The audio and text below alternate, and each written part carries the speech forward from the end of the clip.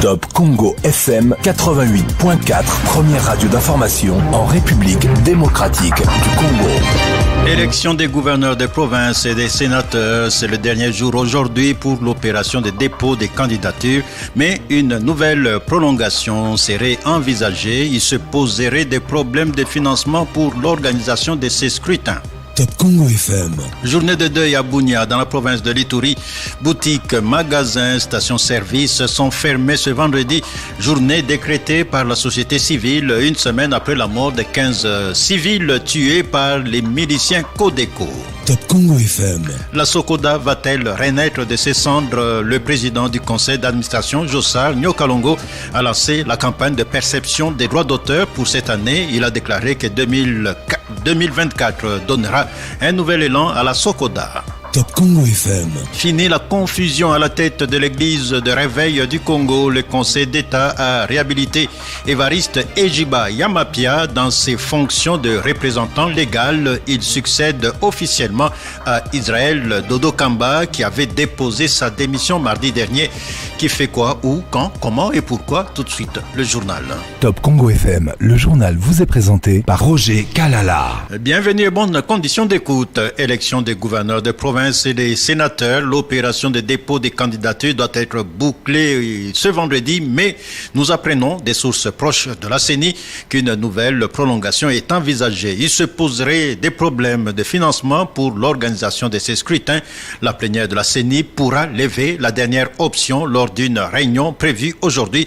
Et pour Dieudonné Mouchagaloussa du panel des experts électoraux, une prolongation donc est envisagée et pour raison de financement ne peut être envisagée, je voulais dire, parce que l'élection au second degré est moins onéreuse. Il estime par ailleurs qu'il faut renforcer le contrôle afin de lutter contre la corruption qui entoure l'élection des gouverneurs de province et des sénateurs. Dieudonné Mouchagaloussa au téléphone de Trésor Kiyombo. Nous l'avons toujours dénoncé, nous l'avons toujours crié que les élections que nous venons d'avoir ont coûté plus que toutes les élections connues du monde. Il est inimaginable, impensable qu'on puisse arriver à plus d'1 milliard de dollars et qu'on puisse évoquer encore aujourd'hui un alibi sur lequel, comme quoi il n'y a pas de financement. Et puis l'élection au second degré, comme nous l'avions dit, ne demande pas beaucoup de choses parce que le nombre d'électeurs est bien limité et bien connu. Le nombre de candidatures également. Ce qu'il n'y a rien de nouveau qu'on va utiliser, ce sont les mêmes machines à voter ou les dispositifs électroniques de vote, les mêmes personnels et tout ce qu'il y a comme acquis. Donc, ça ne devrait pas poser de problème sur ces deux aspects, d'autant plus que le budget est déjà énorme. Quelle devrait être la solution contre le cas des corruptions de plus en plus rapportées? Il est donc important qu'on puisse prendre des dispositions nécessaires pour qu'on puisse éviter à ce qu'on puisse avoir des gouverneurs qui sont élus sur base d'une corruption accrue, qu'on puisse avoir un Sénat qui va être installé sur base d'une fraude et d'une corruption indescriptible. Et donc, nous pensons que la CENI prendra des dispositions nécessaires, mais également et surtout, il faudrait que les autorités morales ou les partis ayant atteint un nombre de députés provinciaux puissent prendre des dispositions utiles. Dieudonné Mouchagaloussa du panel des experts électoraux au téléphone de Trésor Kiyombo. Et avant fermeture du bureau de réception des candidatures dans la province de Lomami, des voix s'élèvent contre certaines manœuvres pour imposer des candidats gouverneurs qui ignorent les réalités de la région. C'est ce qui est dit là-bas.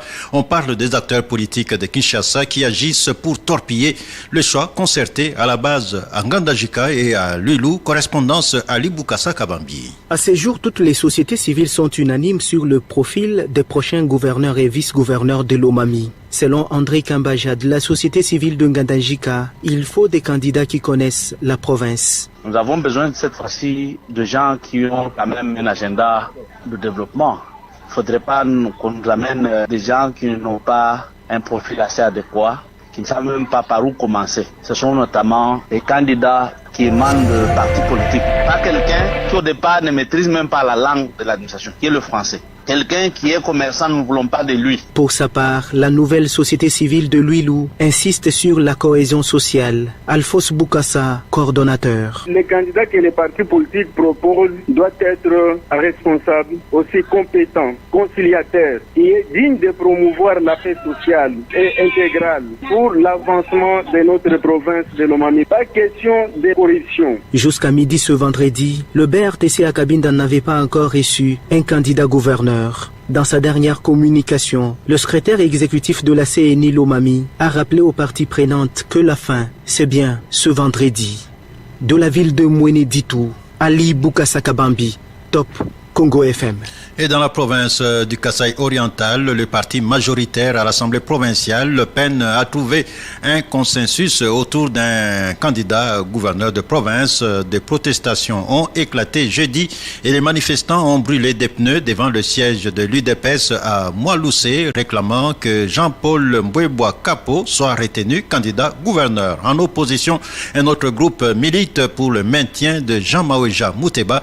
Des sources sur place indiquent que l'ancien gouverneur est parmi les 10 candidats sélectionnés par les dirigeants du parti à Kinshasa. Explication Nicolas Kazadi. Le temps du dictat est-il vraiment révolu dans l'élection des gouverneurs au Kasaï oriental? La question se pose dans la région. Pourtant, la clôture des dépôts des candidatures à ces scrutins, c'est ce vendredi. Mais aucun consensus n'a été trouvé jusque-là au sein du parti au pouvoir autour de leurs candidats. Les militants de l'UDPS sont le premier à s'illustrer sur cette question. Aucune candidature ne semble faire l'unanimité pour l'instant. Des manifestations, des réclamations frôlant presque la confrontation et querelle entre ceux qui tiennent la majorité à l'Assemblée provinciale sont vécues depuis maintenant 48 heures. Les uns dans leurs déclarations réclament le retour de l'ex-gouverneur Jean-Maouéja Mouteba. D'autres par contre veulent voir le président fédéral de l'UDPS prendre la tête de la province, alors que sous d'autres cieux, c'est Thierry Mponda qui voudrait également retenter sa chance dans cette course électorale. Un autre candidat qui joue sa bataille dans un silence absolu, mais dont les noms est cité dans tous les couloirs à Kinshasa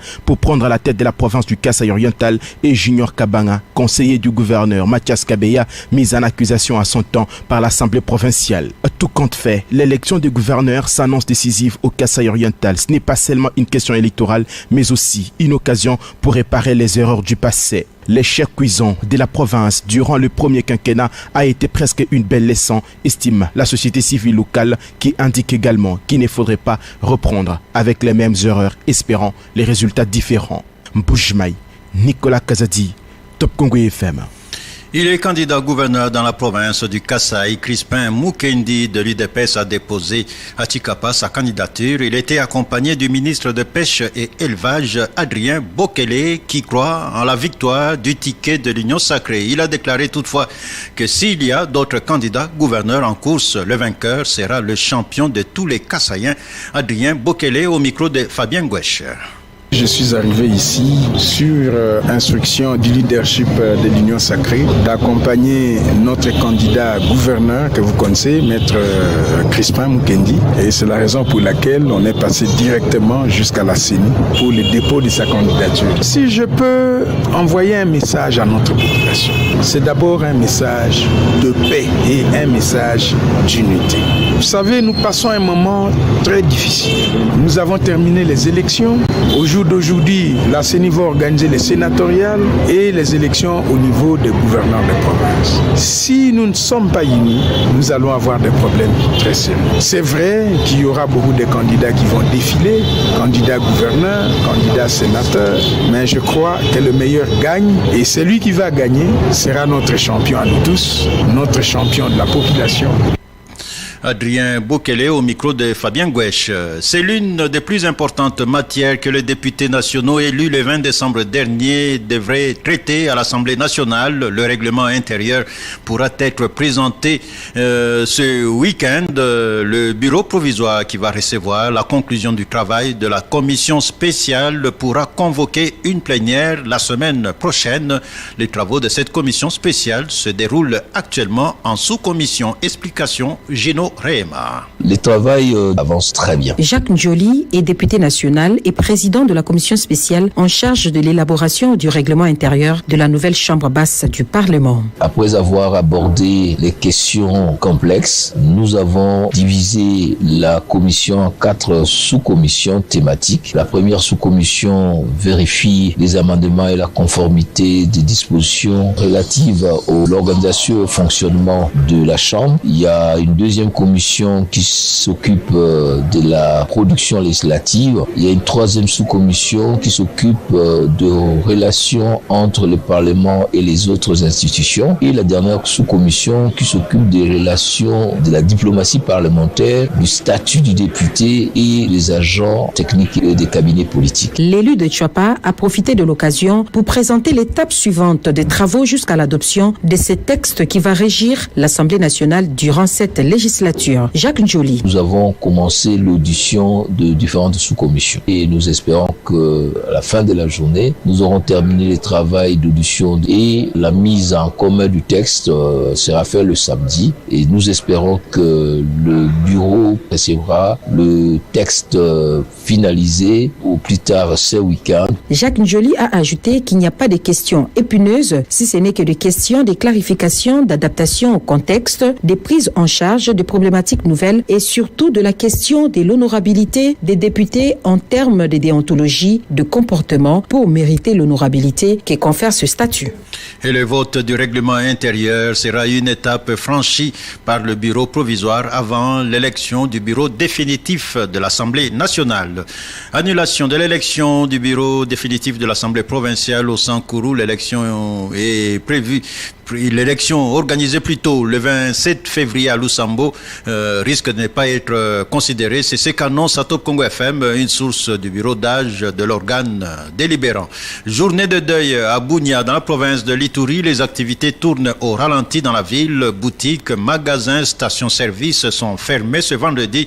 C'est la communauté Inté et la société civile qui ont appelé la population à observer une journée de deuil une semaine après la mort de 15 personnes tuées à Djougou par les membres d'un groupe armé. D'après certaines sources, ce sont des miliciens Codeco qui seraient les auteurs du massacre de ces civils le 23 février au village Katoto, mais déjà l'auditorat militaire supérieur a émis des mandats d'arrêt à charge des auteurs physiques et intellectuels de ces actes. À Goma, au Nord Kivu, les activités ont repris ce vendredi dans la partie nord de la ville après une matinée agitée à cause des manifestations organisées par certains membres du parti politique AVRP, parti du ministre Mouindo Zangui. Des barricades ont été placées sur la chaussée avant d'être évacuées par les éléments de force de l'ordre. La veille, les membres de ce parti ont protesté contre la décision de la Cour d'appel du Nord Kivu portant invalidation d'un de leurs proclamés députés provincial à Goma. Il s'agit de Daniel Zungoudi, ancien député national de Goma. Elvis Moutiri Wabachara suivait à ce sujet le président de la coordination urbaine de la jeunesse, Stéphane Maté, des propos recueillis par Jonathan Kombi. Nous sommes vraiment désolés lorsqu'on voit une liste de AADA qui a eu 6774 voix. La liste code qui a eu 5013 voix. Mais la Cour d'appel proclame un élu sur la liste qui a eu 5003 voix et il laisse ceux qui ont eu 6774. C'est inconcevable. On ne sait pas si c'est la CENI qui n'a pas bien compté ou on ne sait pas si c'est la Cour d'appel qui n'a pas bien compté les voix des candidats.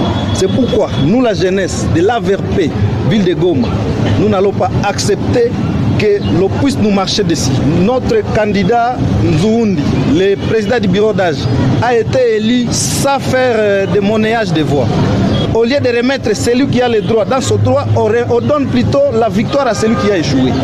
Nous n'allons pas accepter ça. Toute la population de Goma sait qui elle a élu. C'est pourquoi nous n'allons pas laisser à ce que cette décision-là puisse casser la volonté du peuple. Et nous pensons que la justice doit nous remettre dans nos droits parce que nous savons que notre liste AAD a droit à un siège ici à Ville de Goma et c'est le siège de l'honorable Nzoundi qui a été élu sans voler et proclamé par la... Et la situation humanitaire des déplacés de guerre dans le Nord Kivu ne cesse de se dégrader. C'est le cas des habitants qui ont fui Chacha et les environs dans la province du Nord Kivu pour se retrouver à Minova dans la province du Sud Kivu.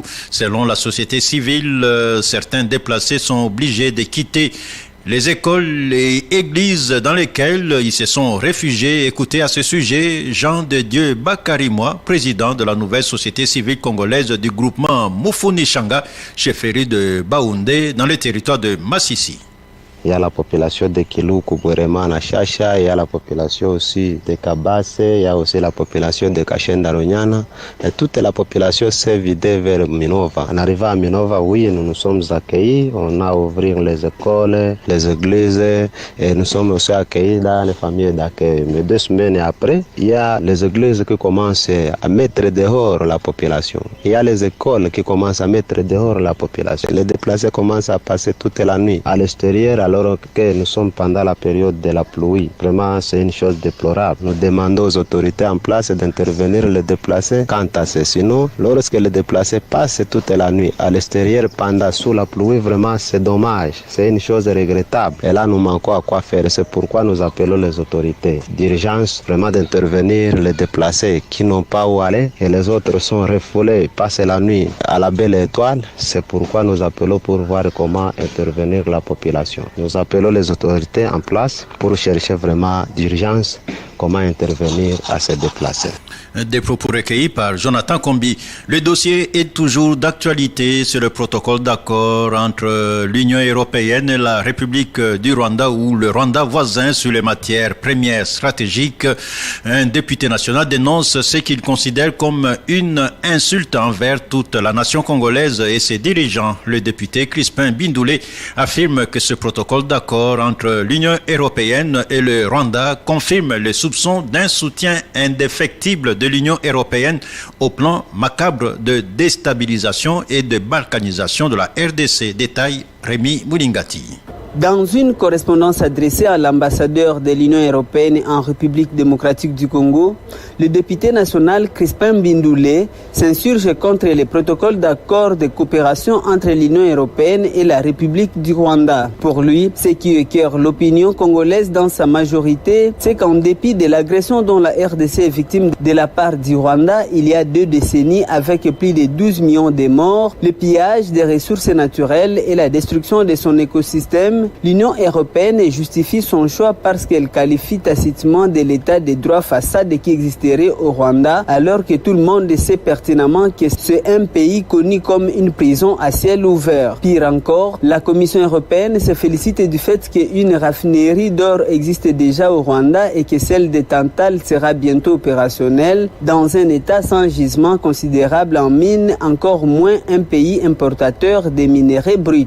Le député national Crispin Bindoulé estime que l'Union européenne, qui s'est toujours réclamée comme étant le partenaire privilégié de la République démocratique du Congo, devra l'éprouver en renonçant urgemment à cet accord qu'il considère des suicidaires pour le peuple congolais. Et de renchérir, ne pas le faire constituerait une complicité notoire avec les agresseurs de la RDC. À la même occasion, l'élu de Butembo sollicite à l'Union européenne des sanctions économiques contre le Rwanda, comme elle a fait avec fermeté envers la Russie qui a mené des assauts en Ukraine. Au sujet toujours du protocole d'accord signé entre l'Union européenne et le Rwanda, le député honoraire André Léon Tumba Mukendi salue la posture du président Félix Tshisekedi visant à obtenir des sanctions contre le Rwanda. Ce cadre de l'UDPS estime aussi que l'Union européenne doit absolument rompre l'accord signé avec ce pays voisin pour l'exploitation des matières critiques et stratégiques. Il précise que le fait que le chef de l'État s'engage sur le front diplomatique ne signifie pas que la RDC n'est pas incapable de faire la guerre au Rwanda. André Léon Tumba Mukendi au téléphone de Dominique Dinanga. Il était important que le chef de l'État se comporte de cette manière-là. La Belgique est un allié traditionnel, membre de l'Union européenne. Il en a profité d'ailleurs, je pense, pour condamner l'attitude de certains pays européens qui s'évertuent à acheter les minerais venant du Rwanda.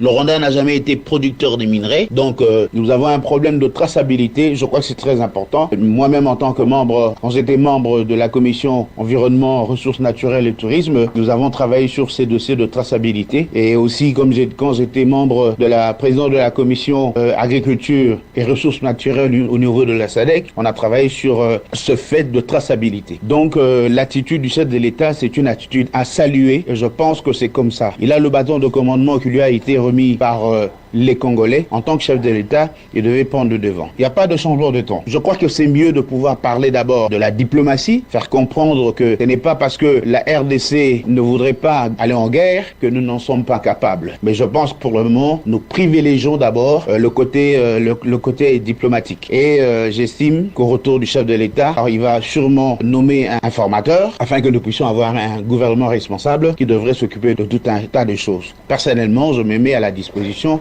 du chef de l'État. Nouvelle incursion des présumés rebelles ADF et alliés à Beni dans le Nord Kivu. Bilan, 3 morts et certains biens de la population pillés. Un bilan qui reste encore provisoire. Les manifestants révoltés ont bloqué la route, la RN4, tronçon Beni-Mavivi. Ils ont érigé des barrières. Des véhicules à destination et provenance de Beni sont bloqués de part et d'autre. Correspondance Erickson Louemboué. Parmi les victimes, il y a un enfant de 7 ans d'âge tué et un homme grièvement blessé à la machette. Colonel Rémi Massachi, bourgmestre et policier en commune de Rwenzori. Ces terroristes-là, ils avaient avec eux des otages qu'ils ont pris en forêt, un homme et une femme. Arrivé, je ne sais pas ce qui s'est passé, ils ont tué l'homme et la femme a fui. Nous venons de faire des enquêtes, je m'entretiens avec le personnel médical. Il y a la police de Yutcha qui est sur le terrain, juste pour dégager la route. Donc la situation est sous contrôle, la population ne peut être que calme. Nous suivons la situation de près. La population doit savoir que tous les services de sécurité sont maintenant là engagés pour pouvoir restaurer dans cette partie de ma juridiction. Cependant, professeur Arsène Mouaka, député national élu de la ville de Beni, à sa lecture des faits. De pouvoir présenter ma compassion à la population de la ville de Beni, il faut à la fois dire que toute l'attention du gouvernement est tournée vers le M23 et le Rwanda. Et progressivement, dans la ville, c'est anormal. Il est important qu'on puisse armer la population. Je ne dis pas les milices, mais je dis bien la paisible population. Il y a une loi de 1985 qui prévoit que des citoyens peuvent avoir des armes. Et maintenant, on venait de voter une loi faite pour la réserve au sein de l'armée. Il est important de pouvoir prendre des dispositifs pour que la paisible population soit armée et qu'elle soit en mesure d'accompagner non seulement l'armée nationale, mais aussi la police afin de se défendre. Un calme apparent s'observe en Zouma et Mavivi, vers le nord de la ville de Beni. Erickson Louemboué, Beni, Congo FM. Au moins 7 personnes ont été assassinées depuis janvier dans les territoires d'Idiofa, dans la province du Kwilu. On parle notamment d'un chef de village et d'un agent des services de renseignement. Tous ont été accusés par des féticheurs opérant dans la région d'être responsables des maladies et de certains décès de leurs membres dans leur famille. Et cela a provoqué des affrontements et parfois dislocation des familles. Écoutez le coordonnateur de la nouvelle société civile d'Idiofa, Arsène Kassiama, au téléphone de Jonathan Messa. Nous avons constaté que les cas de l'assassinat de justice populaire s'accentuent un peu davantage. Par exemple, l'assassinat des chefs du village de Mibambi dans le secteur Mosanga, un agent de la NER à Kalo, un autre monsieur à 16 que l'on avait assassiné lâchement. C'est cas que nous avons déjà enregistré depuis le début de cette année 2024.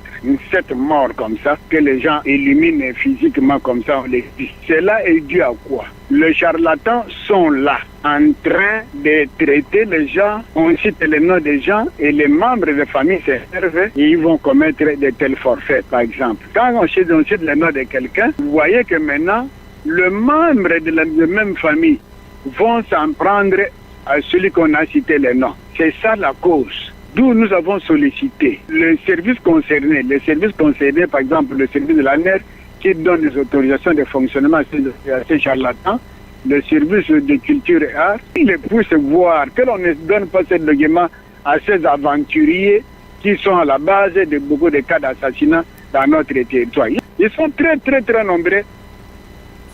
La RDC face aux enjeux de la transition énergétique, cas du secteur minier, thème au cœur de débats à l'université de Kinshasa. Professeurs, étudiants et autres acteurs de la société civile ont réfléchi sur ce thème selon professeur Raphaël Matamba Jibikila, coordonnateur de la cellule technique de coordination et de planification au ministère des Mines. D'ici 2050, la demande en métaux cruciaux comme le cuivre, le lithium, le cobalt et le nickel sera très forte à l'échelle mondiale. Il pense qu'il est temps pour la RDC de capitaliser cela en mettant en place un plan stratégique d'identification, de transformation, de certification et de certification de ces métaux. On l'écoute. Dans ses sorties médiatiques, plusieurs fois il a dit, le chef de l'État, son Excellence Félix-Antoine Tshisekedi Tshilombo, il a dit qu'on devait améliorer la connaissance géologique. Ça veut dire qu'on ne doit pas se limiter à des spéculations, on a ceci, on a cela, tout. Bien sûr, on a tous ces indices-là, mais il faut les connaître réellement en termes de réserves, donc des réserves exploitables, et si on les a, on peut planifier dans ces domaines-là facilement. Nous sommes une économie minière et tout ce qu'il y a comme retombées de l'exploitation minière, vente, ainsi de suite, donc c'est redistribué quand même. Donc nous vivons de ça. Mais avec aussi la transition énergétique, il y a une forte demande. La demande s'est accrue pour tous ces types de minéraux-là et métaux. Et je pense que quand la demande augmente, donc il y aura aussi parallèlement les revenus qui vont aussi augmenter. Et si les revenus augmentent, je pense que aussi le niveau de la population, le niveau de vie de la population va augmenter. Mais comme j'ai dit, il faudrait qu'on mette en place un plan stratégique pour la gestion de ce type de minéraux, parce que vous avez vu, d'après les statistiques, d'ici 30, 50 ans, la demande est toujours croissante. Donc, nous disposons quand même des indices, on doit les connaître, les certifier. Nous, ce que nous avons, nous devons les gérer comment, mettre une politique générale solide, efficace pour cette gestion. Notez que cette journée scientifique était organisée par la faculté de géologie, pétrole et gaz à l'université de Kinshasa. Elle exige l'ouverture d'une enquête sur la pêche illicite sur le lac Édouard. La fédération des comités des pêcheurs individuels du lac Édouard accuse certains éléments de la force navale de favoriser la pêche illicite par les pêcheurs clandestins. Et ces pêcheurs qui ne respectent aucune réglementation sont à la base de la disparition des poissons du côté congolais. Conséquence, les vrais pêcheurs sont obligés de traverser côté ougandais à la recherche des poissons. D'après Josué Kambassou, secrétaire général de la FECOPIL, 13 moteurs hors-bord des pêcheurs congolais ont été confisqués par la marine ougandaise. Josué Kambassou.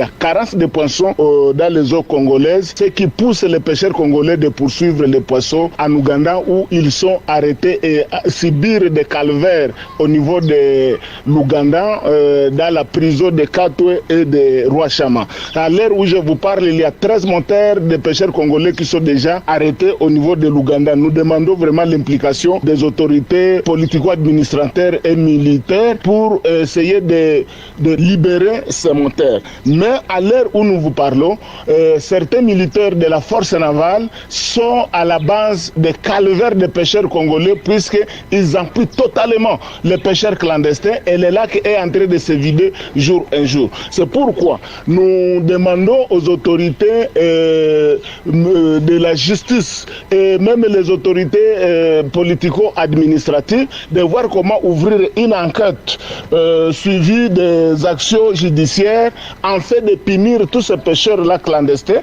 mais aussi leurs acolytes militaires qui sont en train de piller les ressources naturelles au niveau du lac. Des réactions croisées entre membres de la délégation syndicale du Sénat après déclaration de leur président qui a dénoncé l'intrusion des personnes étrangères lors de la cérémonie d'accueil du président intérimaire du Sénat qui remplace Modeste Bahati Lukwebo après sa démission. Un autre groupe des délégués syndicaux dont les vice-présidents, le rapporteur et rapporteur adjoint regrettent que leur président a qualifié les personnes venues accueillir le président du Sénat d'inconnus venus envahir le siège du Parlement, faisant des déclarations fausses et abusives.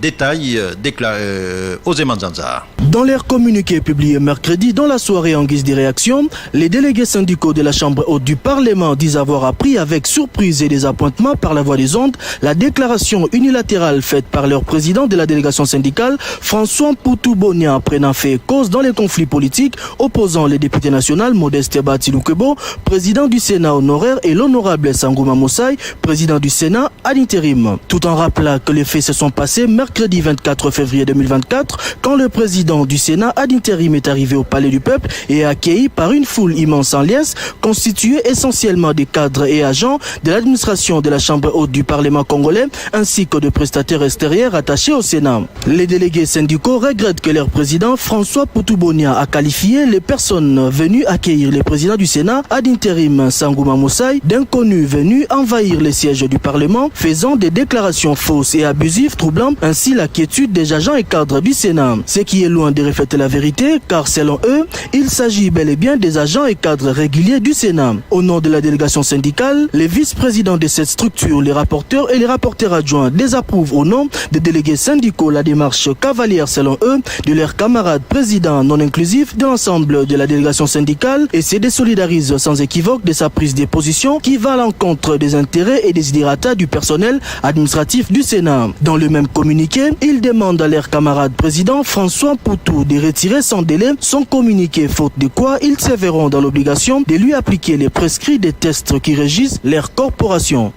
Et dans un autre communiqué publié le mercredi 28 février, le président de la délégation syndicale a dénoncé les déclarations qu'il qualifie de fausses faites par certains agents se déclarant du Sénat pour décrier la gestion du bureau par l'équipe conduite par Modeste Batilou-Kebo.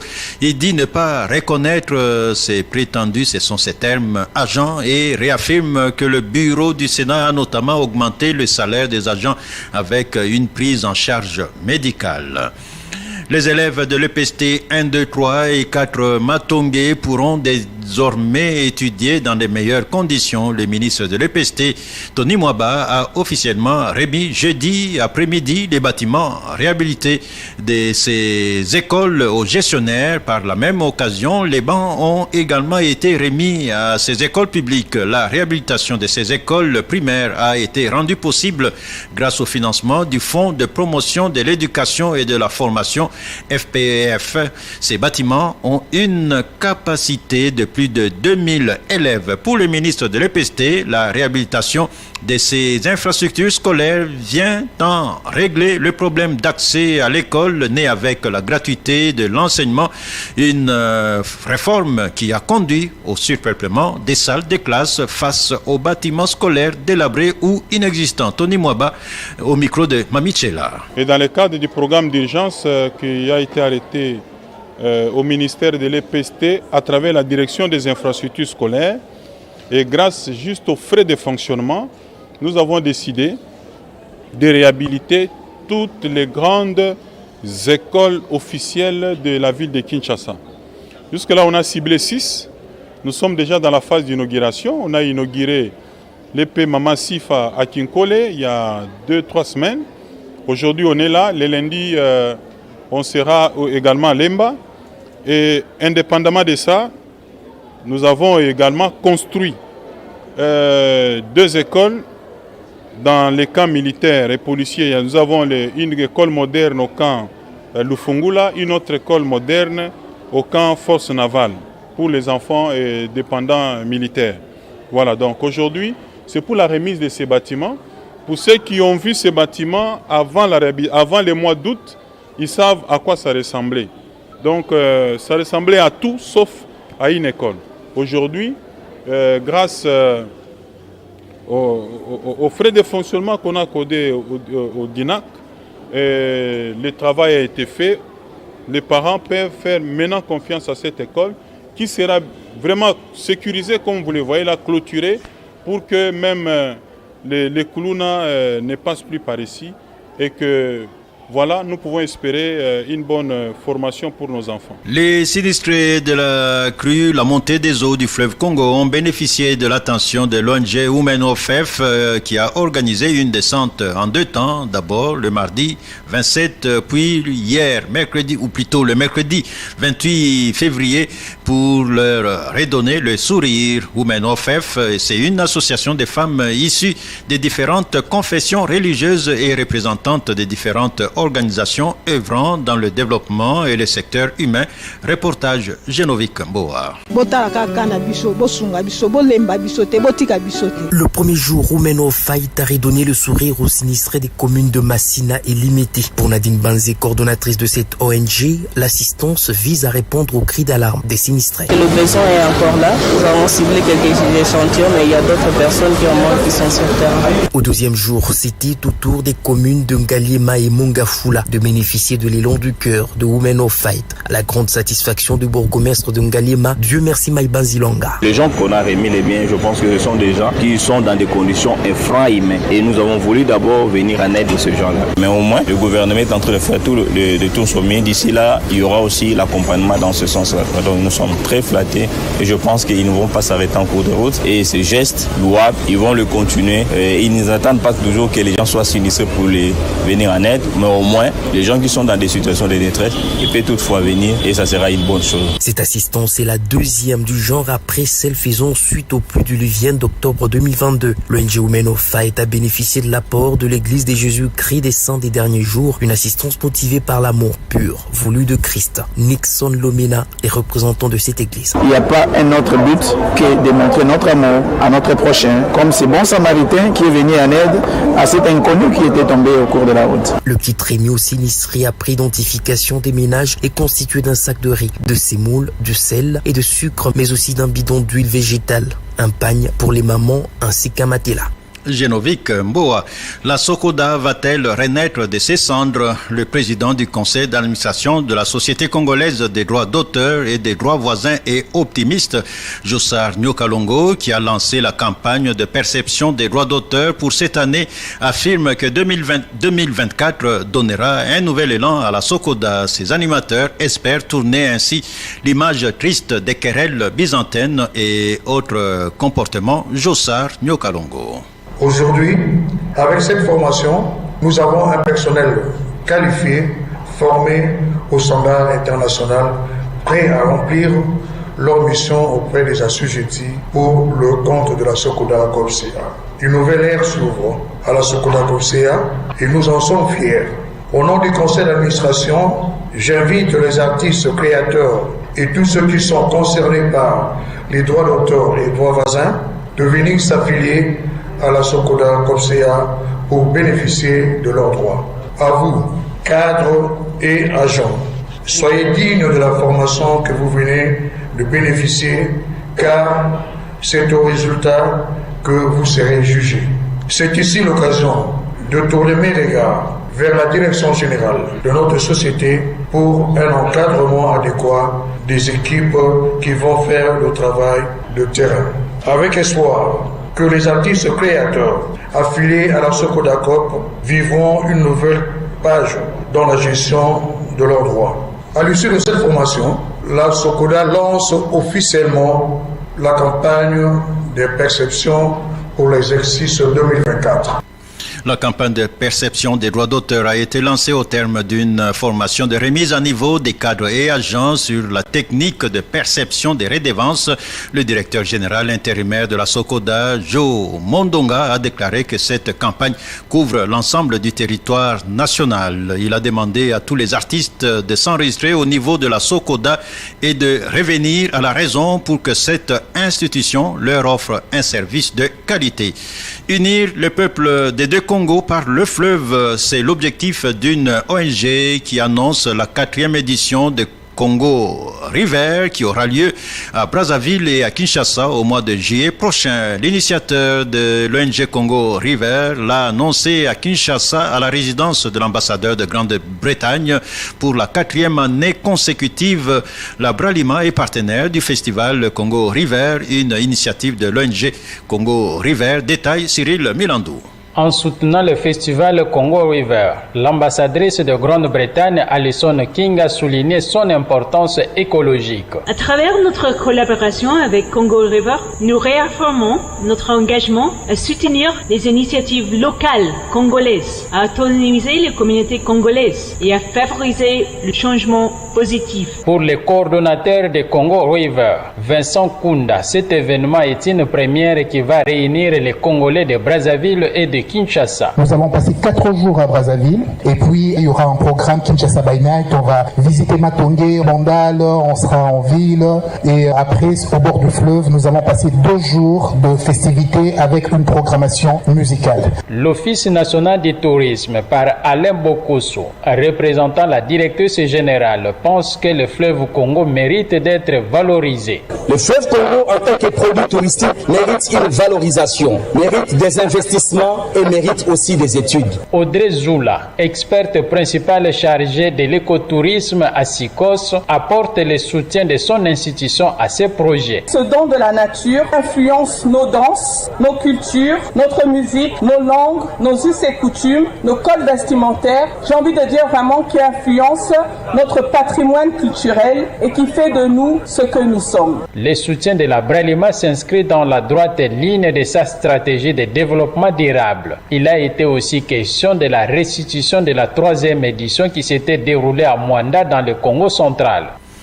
Les grandes personnalités qui ont marqué l'histoire artistique et culturelle de la RDC, immortalisées à travers un ouvrage intitulé « Grandes figures du patrimoine artistique et culturel de la RDC ». Un livre écrit par la ministre de la Culture, Catherine Katungu Fura, qui a été porté, le livre a été porté sur fond baptismaux par le Premier ministre Samalou Kondé, qui l'a d'ailleurs préfacé. Ce livre met en lumière les artistes, les biens culturels, les patrimoines à valoriser et protégé pour la mémoire de la RDC. Écoutez l'auteur de l'ouvrage, la ministre Catherine Katungu Fura. Je suis fier aujourd'hui de réaliser ce qui était un rêve jusqu'hier. Quand j'ai pris mes fonctions, j'ai trouvé beaucoup d'éléments et beaucoup de richesses dans le secteur de la culture, mais j'ai pensé qu'il fallait que je marque une touche. Et cette touche a été beaucoup plus portée par l'inscription de la rumba comme patrimoine immatériel de l'humanité. J'ai considéré que j'avais la chance d'être là lorsque la rumba est reconnue mondialement et que je devais quand même laisser marquer par quelque chose d'éternel et de durable. Et quand j'essaie un peu de fouiller et de vérifier ce qui était culturel et durable, c'est l'écrit. C'est ainsi que je me suis décidé de prendre ma plume et de commencer à coucher quelque chose sur papier. Mais je ne pouvais pas m'en sortir seul, sans l'apport des culturels, des professeurs, des chercheurs. J'ai fouillé les archives du ministère et j'ai considéré qu'il était grand temps qu'on commence un répertoire. Les répertoires des artistes et de leurs œuvres. Ça existe, c'est vrai. J'ai considéré qu'il fallait commencer par un pas. Il fallait commencer par quelque chose qui sera complété. Parce que c'est leurrer de dire qu'on a fait un travail achevé. Fini la confusion à la tête de l'église de Réveil du Congo. Après quelques mois de suspension, le Conseil d'État a réhabilité Évariste Ejiba Yamapia dans ses fonctions d'archevêque général et représentant légal. L'arrêt du Conseil d'État met ainsi fin aux mesures suspendant l'arrêté de la ministre de la Justice, garde des Sceaux, ayant approuvé la nomination des personnes chargées de l'administration de la confession religieuse Église de Réveil du Congo. Évariste Ejiba Yamapia succède donc officiellement à Israël Dodo Kamba qui avait déposé sa démission mardi dernier. 88.4 Top Congo FM. L'invité. En finir avec la guerre de l'Est de la RDC en mettant la pression sur le Rwanda était au menu des questions au Premier ministre belge jeudi à la Chambre belge, l'Assemblée nationale. Le ministre d'État André Flao a interpellé Alexander De Croo afin que le dossier congolais soit traité au sein de l'Union européenne comme d'autres Ukraine, notamment au moment où le président Tshisekedi demande que soient prises des sanctions contre le régime de Kigali. André Flao est revenu sur la position des parlementaires belges et ce qu'il faut en attendre. Il répond à Bruxelles aux questions de Christian Lussakweno. Il commence par parler de ce qui a été entrepris à Bruxelles par une partie de la classe politique belge. Donc nous avons voulu, dans le cadre de la diplomatie parlementaire, avec des collègues venus du Parlement congolais, nous avons voulu effectivement échanger et amener aujourd'hui après-midi une question et un certain nombre de questions au Premier ministre, précisément sur ce point, en disant que on ne pouvait pas continuer à se limiter à constater, au gré des images horribles que l'on découvre, la situation dans l'Est, et que l'on ne pouvait pas non plus continuer à ignorer, notamment le rapport des Nations Unies, mis en lumière par la ministre des Affaires étrangères, qui identifie la responsabilité du Rwanda dans ce qui se passe à l'Est. Ensuite, on a aussi voulu mettre en avant le caractère un peu tout à fait inapproprié de cet accord entre la Commission européenne et le Rwanda sur les minerais, alors que l'on sait bien que les minerais ils se trouvent en République démocratique du Congo et pas au Rwanda, et que ça tombe vraiment mal à propos. Et là, le Premier ministre a considéré aussi que c'était vraiment mal choisi comme moment pour amener un tel accord, étant donné que c'est une manifestation là d'une certaine liberté d'action de la Commission européenne qui agit peut-être en dépit des réalités de terrain. Pour le reste, en ce qui concerne les sanctions, il est évident que, en ce qui concerne les sanctions, le Premier ministre a effectivement parlé qu'il faudrait envisager avec d'autres acteurs européens la mise en œuvre de sanctions. Ça a suscité ma réaction en disant que il ne peut pas y avoir deux types d'appréciation du droit international. On est à la fois très sévère à l'égard de la Russie, à la suite de l'invasion en Ukraine. On est un peu moins sévère et on a mis un certain temps pour réagir à la situation et au traitement imposé par Israël à la population de Gaza. Et en ce qui concerne le Rwanda, on est assez muet. Et donc, en clair, le Premier ministre a dit qu'il allait prendre une série d'initiatives pour envisager la mise en œuvre de sanctions. Là, la réaction a été de dire, c'est très bien, mais il ne faut pas se limiter à des paroles, des tentatives d'élaborer des sanctions. Il faut poser des actes concrets, et peut-être que la Belgique, comme elle l'a été pour la Russie, soit un peu un leader dans la mise en œuvre de ce processus concret de sanctions à l'égard du Rwanda, à l'égard de personnalités du Rwanda, à l'égard de certains avoirs du Rwanda ou de certains pratiques. Donc ça s'est conclu comme cela. Après cela, d'autres parlementaires sont aussi intervenus, des différents partis. Ça veut dire que le dossier est maintenant à l'ordre du jour du Parlement et aussi à l'ordre du jour du gouvernement. Et dans quelques jours, il y aura aussi une commission des Affaires étrangères. On pourra aller encore plus en profondeur, puisque là, ce sera la ministre des Affaires étrangères qui devra répondre aux questions des députés de l'Assemblée nationale belge pour faire en sorte que l'on ne perde pas de vue les débuts d'engagement qui ont été pris. Ça, c'est dans les faits. Les parlementaires, merci à eux, s'engagent vers cette voie. Mais sur le terrain, les combats continuent. Vous l'avez dit dans votre discours, Goma est menacé. Des millions de Congolais sont sur la rue. Il y a donc urgence. Quelles pourraient être les premières sanctions, ou quels pourraient être les premiers effets de ce qu'on a vu cette semaine ici à Bruxelles? Mais je crois que au niveau de la présidence européenne, il y a sans doute un point qui devra être mis à l'ordre du jour, portant, comme intitulé, la mise en œuvre de sanctions à l'égard du Rwanda pour ce qui se passe dans l'Est de la République du Congo. Je crois que c'est un premier acte qui devrait être posé. Et puis, à mon sens, il faudra peut-être avancer avec ceux qui veulent avancer, parce que c'est comme pour la Russie, il y a des gens en Europe qui avancent à des vitesses différentes. Il faudra ne pas attendre d'avoir une unanimité pour agir. Il faudra avancer avec ceux qui, comme nous, sont convaincus de ce que ça ne peut pas continuer, qu'on ne peut pas continuer à faire souffrir la population dans le silence et dans le déni en quelque sorte. Et donc c'est à ça que nous allons nous employer pour que les autorités belges et le Premier ministre respectent les engagements qu'il a commencé à prendre au Parlement. On a aussi beaucoup proposé ou demandé au président Tshisekedi de dialoguer. Or, lui refuse de dialoguer. Après tous les dialogues qu'il y a eu, ces 20 dernières années, notamment entre les rébellions congolaises, le gouvernement de Kinshasa et même la région des Grands Lacs. À ce sujet, où en est-on? C'est clair qu'il y a un discours qui est tenu en disant il faut arriver à faire arrêter les armes. Ça, je crois que c'est la première chose. Parce qu'on peut dire on va discuter, mais on commence d'abord par arrêter de tuer, on arrête et puis on discute. On ne discute pas dans un désastre humain tel qu'il existe aujourd'hui. Ceci étant dit, pour ouvrir un dialogue, il faut être deux. Alors, si une des parties ou les deux parties refusent de se voir et de discuter, il n'y aura jamais de dialogue, mais la population commencera à souffrir. Maintenant, l'autre élément, c'est de faire en sorte que la communauté internationale soit de façon désintéressée, soit aux côtés, de façon déterminée, pas pour figurer, de façon déterminée, pour faire arrêter pour un cessez-le-feu réel, total, complet, et pour voir comment, si c'est possible, arriver à pacifier cette région. C'est indispensable. Mais ce débat-là, il se pose aussi entre Israël et le peuple palestinien.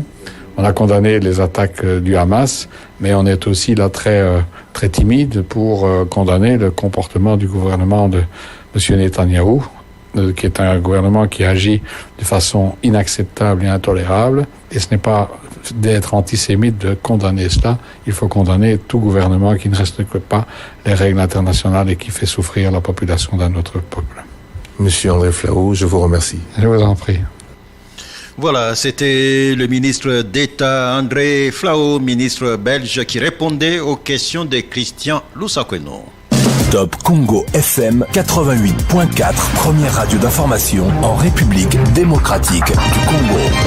Et c'est la fin de ce journal qui porte les signatures de Trésor Kiyombo, Barik Bouema, Osé Manzanza, Cécile Ngomba, Isabelle Moengo. Journal mis en onde par Alain Bungo Pascal et réalisé sous la coordination de Mamichela. Vous nous avez suivis en direct sur YouTube grâce à Pascal Kalambay, Théo Lusakeno, Patrick Mungongo, Dani Zayobi, Didi Binsika. Vivez en paix, toujours à l'écoute de Top Congo FM. 5 éditions, 18 bulletins d'information. Top Congo FM 88.4, première radio d'information en République démocratique du Congo. Une rédaction en contact permanent avec ses auditeurs. 080 812 812. Information avec Top Congo FM 24h sur 24, 7 jours sur 7. Ce journal vous a été proposé par Equity BCDC. Top Congo FM 88.4, la fréquence utile.